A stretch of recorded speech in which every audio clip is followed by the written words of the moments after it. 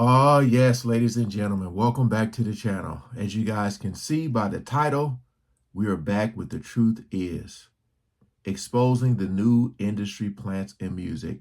I keep saying, man, where do these people be coming from? And they just like it within days, they're superstars. They are superstars within days. Um, I see he got what's her name? Tyla. I don't know who this dude is with the ski mask thing on. I don't know what this is, but we gonna check this out. Appreciate all the love and support with you guys coming over. We ain't gonna waste no more time. Let's jump right into it. Ever so often, a new artist seems to come out of nowhere and become a massive star. Their songs are being played all over the radio. They also seem to get features with the biggest artists and are all over the blogs. Their music sounds super polished and expensive, and they are media trained and styled by the best high-end designers. It's like one day to the next, this artist was labeled a celebrity and everyone goes with it. By now, we all know that's called an industry plant, someone who was chosen and recruited by the record labels and turned into a star. While the majority of the world doesn't care about artists being industry plants, they fail to realize what being an industry plant really means and how it could affect you. Hey guys, I hope all is well. Welcome back to The Truth Is, where I drop new videos every other day exposing the truth. In today's episode, we will be exposing the new industry plants in music. Let's get right into it.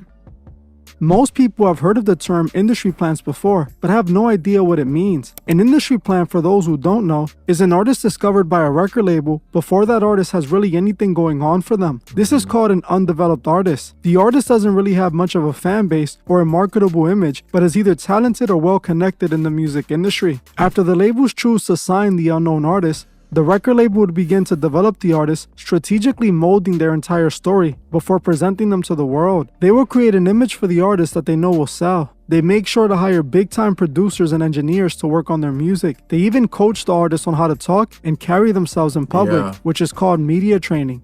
The label crafts the perfect background story, giving the artist a created persona that is guaranteed to sell records. After they completed preparing their artist and they feel ready to present the artist to the world, they then start paying media outlets to promote the artist's music, having the artist's face plastered everywhere. Also paying big money to influencers to blow the songs up on TikTok. The record label does all of this in secrecy, working carefully behind the scenes, making calculated moves in order to show no association with the artist. This allows the artist to start being seen by the world as a rising independent artist while truly having the backing of a major label. As the artist gains the support of the fans and starts to blow up, the label then signs the artist to a record deal publicly. Artists that are industry plants didn't have anything going on for them before they were signed. They might have had the talent, but still had little to no fans and most likely wouldn't have had a career without the industry machine behind them. Now you may ask, what's the problem with being an industry plant? The artist gets the support and help they need to blow up, and the fans get good music out of it. If anything, it seems like a win-win, right? Well,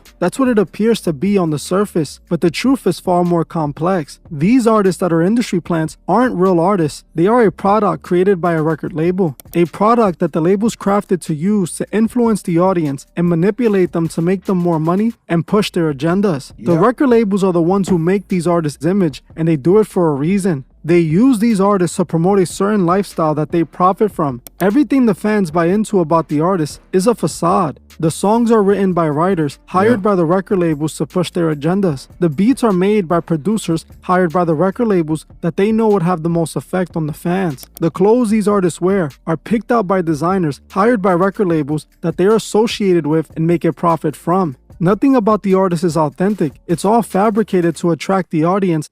That's why everything seems so trendy. You know, one day your pants baggy, one day your pants tight, one day you ain't got no pants on. You know, and people just eat it up. And it's funny because, like, I remember being in my teens and, like, well, I was broke, but you would just see people who had money wear certain things or whatever. It's just funny how, like, today's generation think all this stuff is new. Like, I'm like, they were wearing stuff, crisscross, wearing their pants backwards. It's all the stuff been happening for a very, very, very, very long time, you know? But it's just with social media and everything, you're able to see it more. But again, a lot of people just don't care. They just want to make a TikTok and dance to the song.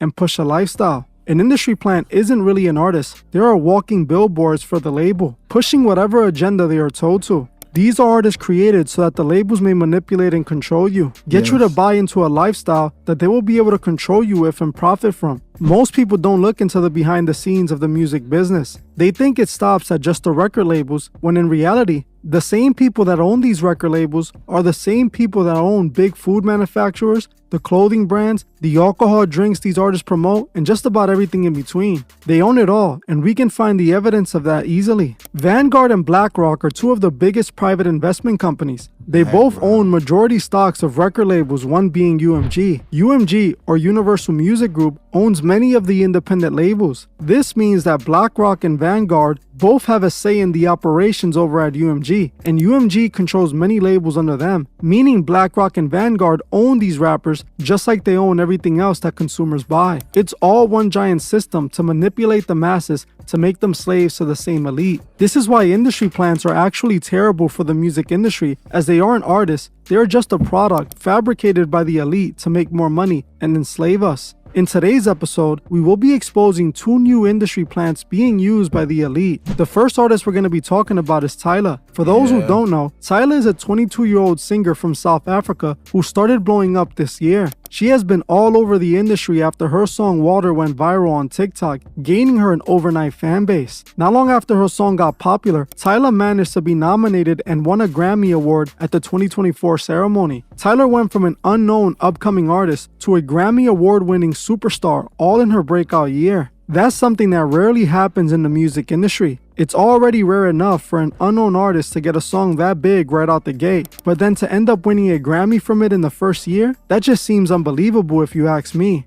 There must be something really special about this girl. Her music must be unique, but it's not at all. After listening to her song, she sounds like a generic pop hip-hop artist. Her music sounds like all the rest of the songs the labels put out. Facts. This made me suspicious of Tyla, and I had a feeling she was an industry plant. Something that Tokyo Tony has said a while back. She's an industry plant. It's common. You came from nowhere. Your little short...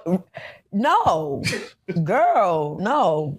Does seem as when they You just came from anywhere. And so is the other girl, give me sweat, whatever, make me hot. Not Tyla. Come on, that sounds like just a little big girl who just they wrote some songs for her. Damn, Tyla. Plants. Give her, watch this. What's this? March, February next, Cold-Blooded Freak. Turned all the way out. Watch. One song gave you a Grammy, but you got people like Angie Stone that been around since I was 10 years old being a rapper, never got one. Hey. How's that possible? You walk right in the song's radio hot, you got a Grammy. How do you do that? That's true. How do you get that? So industry plants exist.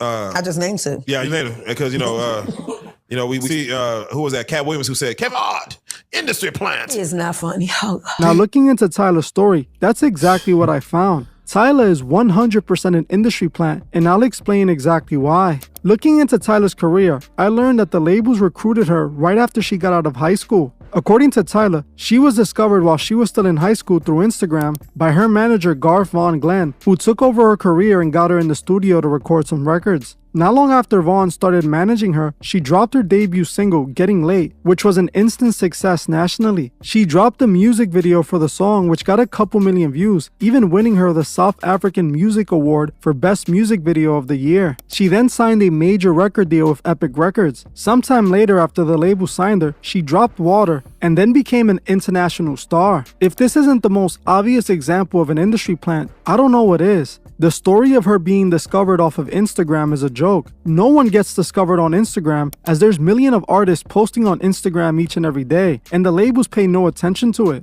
Well, labels actually use algorithms to search for artists on social media, but they are programmed to find artists that are already popular with fans, not an artist that has no fans and no one after them. They don't search for an unknown artist with no buzz. If you are an artist or know an artist, you know that social media is flooded with people trying to make music, so the odds of an artist actually being discovered through Instagram are slim to none. This is a generic backstory made by these labels for these industry plants they sign. The truth is, for some unknown reason, Tyla was chosen. She was handpicked by Garth. Looking into Garth Glenn, I found that he's an industry insider, a director for many music videos and commercials. He worked for Burberry, Elle Official Magazine, Damon John, Coogee, Atlantic Records, and Vice Magazine. He was connected in the industry and obviously used his connections to create Tyla's music career. Not long after Tyla signed to Epic Records, which is owned by Sony Records, she got her first international hit song and then won a Grammy. This is because the record label paid for it. They paid for TikTokers to react to the song and make it popular, and they also paid for the blogs to post her everywhere. Her career is fabricated.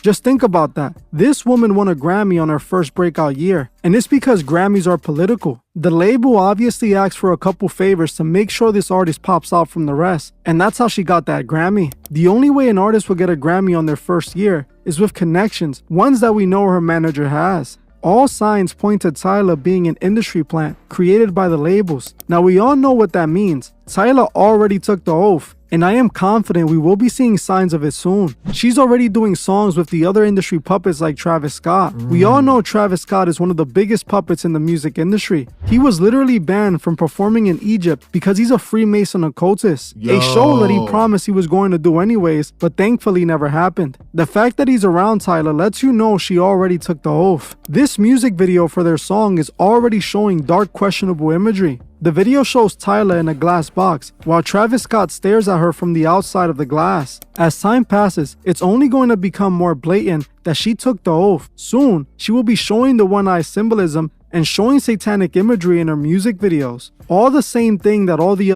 Now, he just said that, right? I'm going to be checking to see. Because that's why I said, a lot of these artists, they start off normal, and then all of a sudden, like, one of the craziest stories is, what's her name? Doja Cat. You know, she's just walking around in shrink wrap dresses. But yeah, a lot of them, they start off normal, and then next thing you know, they're covering their eye. It's crazy, crazy. But it's coming. We'll see. The glass. As time passes, it's only going to become more blatant that she took the oath. Soon, she will be showing the one-eye symbolism and showing satanic imagery in her music videos. All the same thing that all the other puppets do. Just by looking at her come-up story, you can easily determine she's an industry plant. She was chosen by the record labels who decided she was the one they wanted to make a star. Just like the next artist we're going to be talking about, Forbats. For those who don't know who Forbats is, he's an upcoming artist who has been seeing a lot of success in the last year. His song Act 2 Day That 8 went viral on TikTok after posting a music video of himself dressed and acting like a drill rapper but singing a rather soft and slow R&B song. The whole gimmick of the song was that the song didn't match the visuals. This would somehow help the song make it onto the Billboard charts, peaking at the number 7 position. This would eventually lead to a Drake feature. This helped the song move up to the 3rd spot on the charts, and this is what took his career to new heights. What's crazy about this is that the Act 2 was Forbats' second song ever released.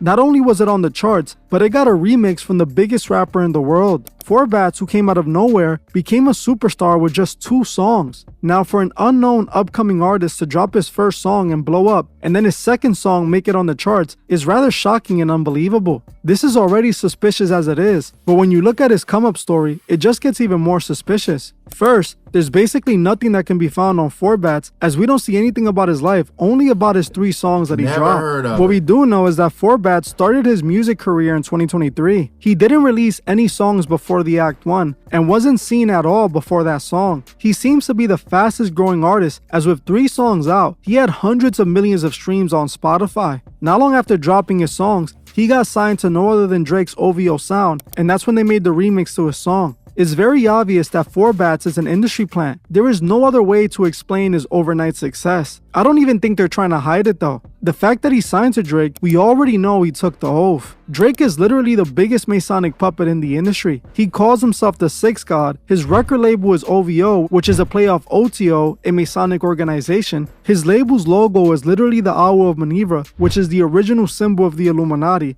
Also, the same owl that is worshipped by the elite at the Bohemian Grove. Drake would have only signed Forbats if he took the same Masonic oath as him, something that Forbats is already showing signs of. We can already find photos of Forbats showing that he took the oath, doing the one-eye symbolism. In this photo, we see Forbats placing the 666 hand gesture over one of his eyes, showing us the subtle signs that he is a Masonic puppet. In his music video for You Made Me, we see more proof of this, as in the video they show the yin and the yang symbol behind them on a bed. While most people might not think nothing of this, you have to remember everything put in a set.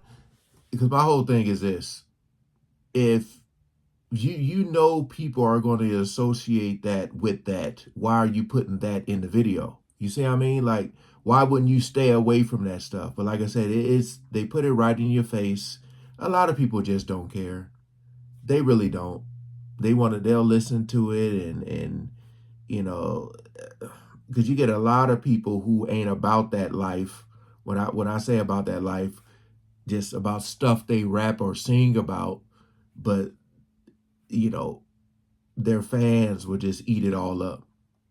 And I'm like, man, what have you been through in life? You know what I mean? Like, what have you really been through? Of a video was placed there for a reason. The yin and the yang symbol represents duality, which is at the core of Freemasonry. In every Masonic lodge, you will find a checkerboard floor representing the yin and the yang, the black and the white, the good and the evil. As time goes by, Forbats is only going to become more and more obvious with the imagery. Sooner than later, we will see him drop a music video full of satanic imagery. Forbats is actually signed to Gamma Records alongside of OVO. Gamma is the same label behind the other industry plant Sexy Red. Gamma is owned by Larry Jackson, who is a close friend of Drake. Larry used to handle Drake's deal at Apple Music, and he worked for Apple Music for years. Drake even shouted out Larry Jackson in one of his songs. Larry Jackson is who originally signed Forbats, and he's the reason Drake got behind him. Just like Larry Jackson got Drake to get behind Sexy Red. Drake isn't hanging out with Sexy Red because he likes her. He's doing it to give her clout and introduce her to his audience on behalf of Larry Jackson. Off of Forbats, Drake is making money, but I don't know if it's the same with Sexy Red. Larry Jackson is the man making these industry plants. He's the gatekeeper behind all of these artists. It's obvious everything about this guy is fabricated, a gimmick created by the labels. His success was all created, and he is not an artist, but a product. They are planting him right in the music industry, and people have just accepted it, not knowing what this means. These artists are put in our face to distract us and influence us. We must show these labels that we won't be manipulated, that they can't just create a false story to sell us a lifestyle that they profit from. The record industry has been doing this since the beginning. Many rappers have been industry plants in the past. Drake, the biggest rapper in the world himself, is an industry plant. We must not fall for these artists that are put in place to manipulate us. Pay attention to both of these artists, and you will slowly see their transformation. Yeah, man. It's like I've known this for a while. With a lot of these artists, like I said, the biggest one to me was Ice Spice. And all the music just sound the same. It does. Don't really have no substance, no like. But I want to hear more people talk about the artists. I want to hear more artists talk about like when they said no, when they were approached. Like, and they said no. And I don't know if they might still be singing or doing it kind of, because I feel like if you got talent, you can make it. You don't really need all these people backing you, but it's one thing to have talent. It's another thing to get blackballed. I feel like a lot of times if they say no, then they'll make sure people aren't famous. I'm just talking about the ones that get approached. I feel like if you really, really talented, someone's going to approach you. That's what I like about my brother Harry Mack. Hopefully the industry don't get him, man. But